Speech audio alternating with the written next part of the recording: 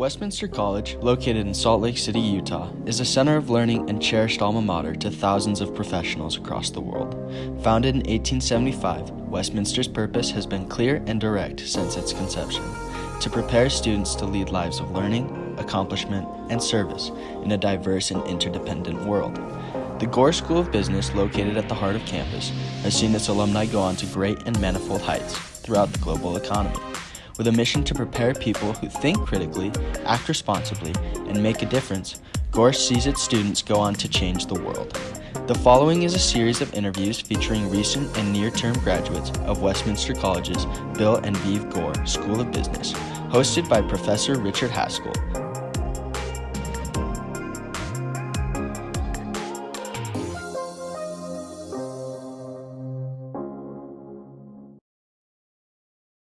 So we're here today with Hannah Williams. And Hannah is a graduate of the Gore School of Business from 2016, and over the years become a great friend of the Gore School of Business. Hannah, thank you so much for being with me today. Thank you, Rick. I'm excited to be here. I honestly can't tell you how delightful it was to see you walk in the room. You were a fantastic student. We've kept in touch a little bit over the years, not a lot, but I can always depend on a great attitude, a big smile, and just a warm greeting. And I appreciate that a lot. Thank you. I appreciate that. It's just so fun to come back on campus and see old professors, and I learned so much in your courses. So yeah, I'm not sure that we love when you say old professors. I think you mean professors you've known for a long time, that's right? what I meant. Yeah. Okay, you stick to that, Hannah. Stick to that. Okay. Well, look, you graduated from here in 2016, and tell us a little bit about your Westminster experience and maybe the things that stick out to you still as being the most transformative or the most poignant. Yeah, definitely. So I feel like I just loved my college experience from beginning to end, and it's because I got involved with activities really early, joining clubs freshman year, Resident Hall Association, moving up into student government, running the budget for ASW. So really neat experiences that kind of pushed me personally. There were some travel opportunities too that I did with Mayterm. I did a Mayterm trip with 2 business professors to Europe. And who were they? It was John Watkins and Richard Chapman. Absolutely. So, yeah. And John and Dick are still here, although John is about to enter phased retirement. I've heard. Dick's not quite ready for that either, and we're not ready for either of them to be gone. Right. Yeah, but it was just so neat to, learn about the development of capitalism. Like, what an interesting topic in Europe, and then to have those 2 professors and their dynamic there together. Was really well, to cool. go to the seat of capitalism with a couple of econ professors, especially with John Watkins' perspective, that would have been fascinating. I know, it was great. And I studied economics and finance. That was my undergrad degrees here. So it was just a really cool opportunity and unique to Westminster. Well, and you say degrees, so you double majored. I did. And you were part of the Honors College. I was, yes. Very ambitious. I know. How does the Honors College make your education experience different from anybody else going through regular programs here? Oh, I love that question. So it's humanities based, so really close reading of text. Going back to ancient Greece, some more modern texts, and then it's very interdisciplinary as well. So we have 2 professors from different subjects co-teaching together. And it's a really challenging course, but it really forces you to think and write well, and you have to explain and defend your arguments, and the professors are holding you to a high bar. Yes, they are. Yeah, so they'll call you out if something doesn't make sense and grade you accordingly, and there's writing time tests. So it's a challenging workload, but it's just been so useful for college, and then after thinking about life and making decisions and thinking that interdisciplinary way. So of all the different experiences you had while in your undergraduate programs here, what was the transformative moment? What was the one that most poignantly sticks out? Oh, I like that question. Well, there was, I remember my freshman year, I had to give a speech because I was going did a May term trip to India, and I didn't really prepare for that speech. It was in front of all these donors and audience members, and I got up there and I actually started like crying, and it was really like terrible. But then by the end of grad school, by the end of college, I like signed up to be the commencement speaker, and I prepped for that, and I wasn't selected, but I had someone there who was in the same room, a couple of them actually, when that first event happened, and they were just like, that was so good, and you were second, and there was just like other reasons why they chose the other speakers. Sure. But for me, just that arc with like my confidence, speaking ability, kind of summed up my Westminster experience, because I feel like I really developed so much personal growth here. Well, you know, it's interesting that you mentioned that. One of the things that as faculty that we find very satisfying is when we have a chance to work with a student or know a student from the beginning of their experience all the way through, and not just the duration of being able to spend time with them and get to know them, but seeing the difference, seeing the growing up part and the taking on all these experiences and seeing what they do with them. And you've done a lot with yours, and everyone here that knows you is very proud of you, of course. So you went from Westminster, and then what? And then there was actually another transformative moment that I want to talk about, because that's related to this next point. So I did an internship for Goldman Sachs the summer before my senior year. Was really excited about that because I thought that was my major. I really thought I wanted to do it, and it was a pretty terrible experience. Yeah, I just didn't gel with the culture, my team, the work, the whole, just the company. There wasn't anything that was going right. There was a lot of other stuff, layers there too. But it was just a bad experience overall. And it was really devastating because I hadn't really thought about other career paths, and I was really narrow focus. And I had to have this hard realization that I was really only drawn to that path because of the prestige and the money connected to it. And there wasn't anything personally that I was driven to. So it was all external factors and kind of this pressure to go that route. So then I had to take a step back and really think about what I wanted to do and evaluate. The Career Center was actually really helpful for this point. We did some exercises. I talked to a lot of professors in the Gore School of Business, the Honors College, and I tried out different stuff. I did an internship for the governor's office because I thought maybe it was government. Didn't quite gel there, and I was like, maybe I just need to stick in academia because I like school. I still really like school. But I knew, because I was so involved on campus, and it was always community-focused activities, kind of like fundraising and stuff. So I knew there was a disconnect between what my majoring in and what I was doing in my free time. And I didn't quite know how to merge the two. And it just so happened my first job after school was with Zions Bank as a Community Reinvestment Act specialist. And we're working directly with nonprofits. And I was kind of put into the charitable giving team, and that was my first introduction to the nonprofit sector, and really just fell in love with the people I was working with, their mission, their nonprofits, and kind of that whole world of grant making. Well, you referenced that there's kind of a disconnect, but I kind of wonder if there is really. With what you're doing now, engaging with nonprofits, don't you also have to approach the business side of them? I'm going to suppose that when Zions makes an investment in a nonprofit, and an investment doesn't mean for equity, but it means in investing in futures and such, you've got to take a look at the underlying fundamentals of that organization just to make sure that you're not putting money into a black hole. Oh, definitely. Yeah, it comes in handy all the time with nonprofits. It was surprising when I got my master's degree in nonprofit management that I was an odd duck with that business and finance background, but it was so useful, and it really put me ahead of my peers a lot of the time because I could speak to the business side, and I had a big step up in the finance classes. And I think that's proved really beneficial.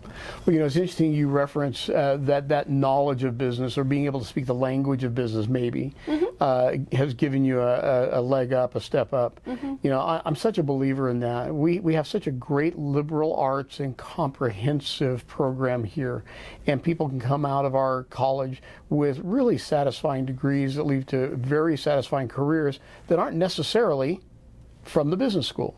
I mean, I'm not sure how they live, but but they're not necessarily from the business school, and they find themselves very satisfied.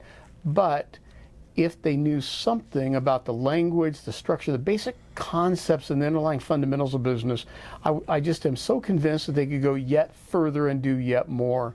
We've created a business certificate series for students that are like that, and others in the community, that isn't designed to turn them into a business student. It's not designed to give them a business degree, but just a little bit of the taste, the language, the understanding, so that they can engage in those conversations and be a little more useful. Oh, I love that. I think it's so important, because it's funny how those opportunities pop up, whether it's volunteering on a board, committee, or you at work. It's just there's always a need for that type of business knowledge in any organization setting. So if you already have that skill, you can raise your hand and say, yes, I can help with this, and then you're more valuable because you have all these multiple skill sets. Exactly. So you referenced Zions, and then I heard you say something graduate school. So tell us where that came from. Yeah, so I worked at Zions Bank for 2 years, and then, even in high school, I knew I wanted to go to grad school. That was a personal goal. Loved Westminster, so I wanted to continue that education too. Fell in love with the nonprofit sector, so I was interested in those degrees, and I thought it would be advantageous to be able to know both worlds really well. And I could tell from my work at Zions that there was enough difference and nuance that it was worth looking into a specific master's for that. So I ended up enrolling at Columbia University, got my master's in nonprofit management there. I moved in 2018 and lived in New York, and it was a really unique, it was a hard experience. Sure. Yeah, it was challenging. I grew so much, though. I'm really grateful for it. Some really cool experiences just being there, getting to go to museums, met some great faculty, made some lifelong friendships, but it's a tough place. It's not as, on the campus and in the city, definitely not that warmth that Westminster has. And that support. And that was kind of surprising, going to such a large school. I wasn't quite sure how to navigate that. I'm glad I was a grad student, because I think it would have been really challenging as an undergrad to go somewhere that was so hands-off and kind of like figure it out on your own. Well, to go from Boise, which is where I think you were raised, to Salt Lake City is one thing, but the dynamics of those two markets are not significantly different. Right. But Salt Lake City to Manhattan, that's a leap. It is, yeah, and you've lived there. I have. Yeah, I have. So. And I love New York, primarily as a place to either work or to play, not to live.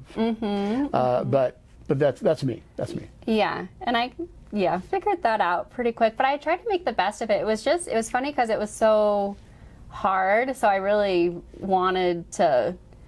I was like, I'm here. I'm gonna try to make this best situation I can. So I ended up getting a really cool fellowship at the New York Community Trust, which is a community foundation out there.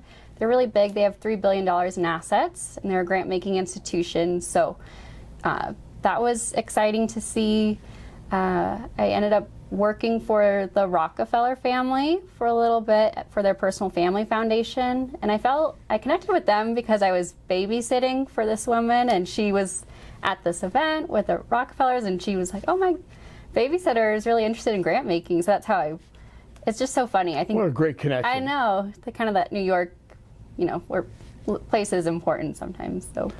And so when did you finish with your graduate degree? So I finished in May 2020, in the middle of the very interesting time. Yeah, it was. So the pandemic hit my last semester of grad school. I was in New York City in March. Was going to go to Boise anyways for spring break, So I flew out there. That was nerve-wracking because I didn't know if they were going to cancel flights and kind of lock us in there. But I got out and ended up just staying out there because my school and my work shifted to remote. And it was more comfortable to be in Boise with my family rather than live with 5 roommates.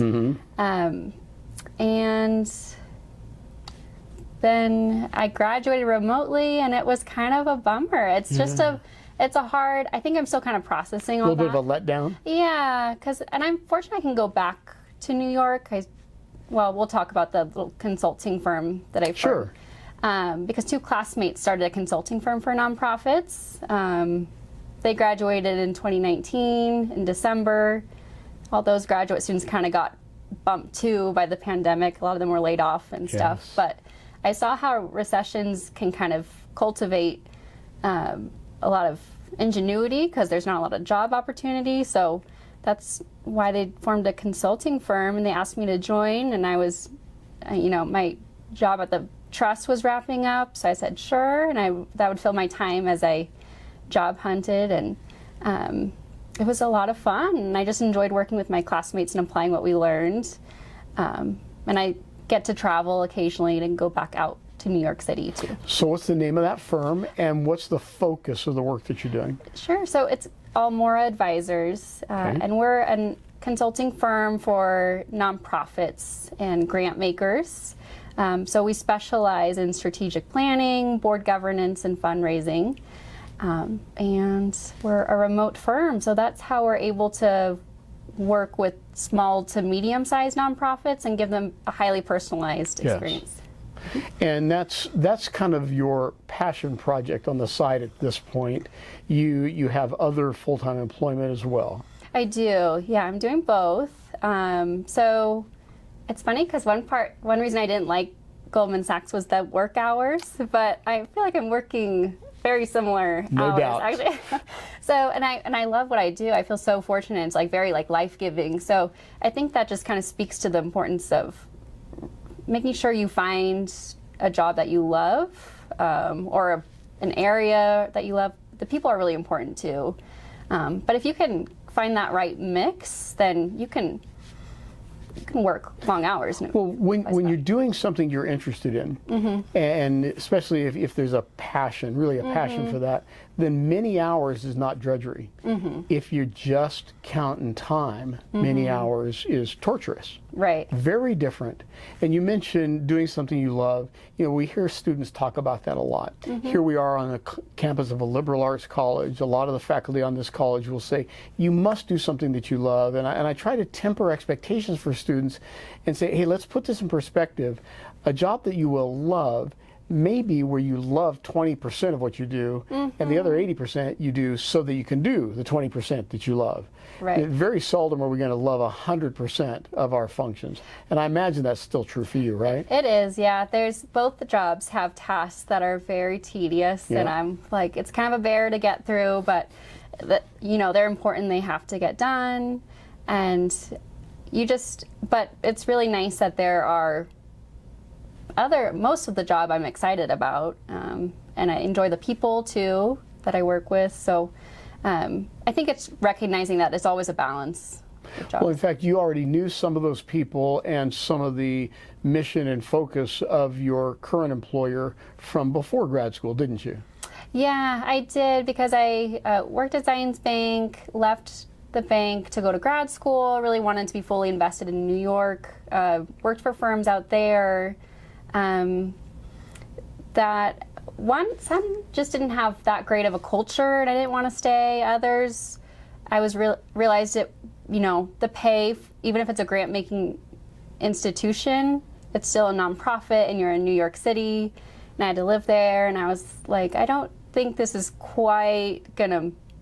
It's not the lifestyle I really want, and that is important to consider with nonprofits. I will say, but when you're at those senior levels at a nonprofit organization, the pay is really equivalent. Can be excellent. Yeah, it can be excellent. So, but it is a challenge to kind of make it through especially the entry level, mid-level catches up.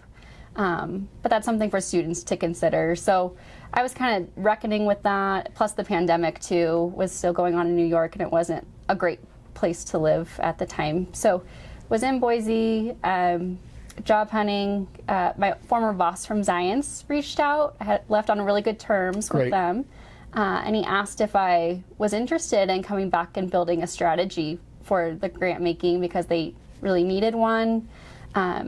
I knew after talking to him and his boss that and just based on my work experience with them, that they're really open to new ideas too, and that would be nice, and they'd let me kind of build something from scratch, which I saw as an exciting opportunity. And they'd also let me continue doing the consulting too, and that was really nice because I felt like that's where I was really applying what I learned from school and was enjoying it. So I decided to come back to Zions in Salt Lake, and it was kind of a surprise because I didn't think I left, didn't think I was going to do that comeback or so soon at least. And I had some reservations too, I will say, just so students understand, because I wasn't sure if it was going to work out or if I was regressing. I'm very growth oriented. Yes. So I was concerned about that. But it's been really wonderful, actually, and I just had to kind of trust my gut, and I think there's moments in that life, and I was like, if it doesn't work, I can try again, but I feel really lucky with where I landed right now. Well, I think all that really means is you took a very measured approach. You took a very candid, objective look at things. It's fine to question whether or not something is the right fit, because if you don't question, sometimes you leap into things that are not. Well, let's be candid. You've got a great big brain. You got no, for real, you do. I remember that with you as a student. I have followed you professionally. You're highly respected, both in the academic settings and in your career. You have this amazing brain. You got a big heart. You are extraordinarily capable. You could be anywhere. You could be garnering, well, by this point, a multiple six-figure income. Why nonprofits? Yeah, it's a good question. I think, it's just, I'm very driven by the sector and the work they do, the purpose. It's interesting because I took a course in grad school about for-profits too, and they can be very mission-driven. There's a lot of overlap, and I realize that. There's some great for-profit companies too. But I really I feel like the nonprofit sector is so important because we have, it's almost acting as like this third sector that's catching any problems that are occurring from the business sector or government. Oftentimes government will push some of their responsibilities to the nonprofit sector. They'll fund them through grants. It's better for taxpayer dollars generally. And that's really important. The business sector can create a lot of harm too, and the nonprofit sector kind of picks it up. There's overlap too, the nonprofit sector creates harm as well. But I just think it's so important, and it's exciting to be in Utah working in the nonprofit sector because we're the most charitable state in the country. Right. I think the LDS church influence is really unique. And even if you're not LDS, I think just that presence influences people in how they think about volunteerism and giving. And there's also a lot of wealth generation right now with Silicon Slopes. There's more inequality too, there's more people that have a need for philanthropy and that kind of guidance. So I see a lot of potential here. And the nonprofit sectors, it's always just so moving when you listen to people about why they select a certain nonprofit or why they give. And it's just really exciting to kind of hear and learn about people, and it gives me a lot of hope too when you think about these nonprofits and what they're trying to address. And seeing what they're working on, because there's a lot of, the world can be kind of a sad place at times. So. Well, and I think it's very prescient to look at the nonprofit sector as kind of a third sector. Most people wouldn't suggest that. Most people wouldn't even think about that. I know. But it's true. We have pushed so many things away from government responsibility And profit-seeking corporate responsibility, which there's nothing wrong with that, simply won't catch everything else that's necessary. And so to have this protection, if you will. I think of the LDS Church, since you mentioned them, as providing a safety net for so many things. Whether you're an adherent of that faith or not, the financial influence of that faith and that institution in this state and in the households across this state is unavoidable. Yeah, I know. It's and largely positive, largely. It is, too. And it's interesting how broad the nonprofit sector is. I don't think people think of how most hospitals are nonprofits, most universities are. That style of fundraising for really big institutions is really unique, very data-driven. A lot of theory goes into it, a lot of research. And then we have, our small to mid-sized nonprofits, which I think a lot of people think of, but it just covers such a gauntlet of categories, and it's really cool to see how broad and diverse it is. Well, and I love that in this state, which has this great history of volunteerism and charitable giving, as the state has expanded, and we have many more influences. You referenced Silicon Slopes and the recreation industry that's become such a big part of this state, and pockets of the state that have no resemblance to 50 years ago and more, but how much of the culture of giving, of being charitable, being open-minded, being willing to stretch out to help somebody else has remained, even as so many people have come here. In fact, maybe it's part of why they've come here. Oh, I'm sure. Yeah, I think that's appealing. And it's just because it's really, I think, kind of going back to your question about why the nonprofit sector, I feel like it explains why we're human, we care for each other, that compassion. Philanthropy means love of mankind. So it's just so fun to see that and interact with people who are in the sector. But I think that's a great advantage for the state. And I don't see it going anywhere, that culture. And hopefully we can foster it and make it more institutionalized too. I saw some great models of giving back east in California too. Kind of these coastal towns are usually thinking in really innovative ways with philanthropy. That's exciting. There's a lot of finance really overlaps with philanthropy too. In a big way. It does. Whether it's end of life giving, if you want to talk to people about their wills, then you should probably know like wealth management too. There's vehicles called donor advised funds, so where people are investing their money, and then they're using some of the profits as donations. And there's really interesting policy discussions around that. That would be a lot to get into, but yes, it is.